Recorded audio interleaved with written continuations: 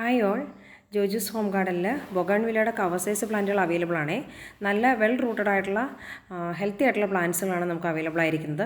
പ്ലാന്റ്സിൻ്റെ ഏതൊക്കെ വെറൈറ്റീസ് ആണ് അവൈലബിൾ ആയിട്ടുള്ള റേറ്റ് കാര്യങ്ങൾ ഇതിനോടൊപ്പം ആഡ് ചെയ്തിട്ടുണ്ട്.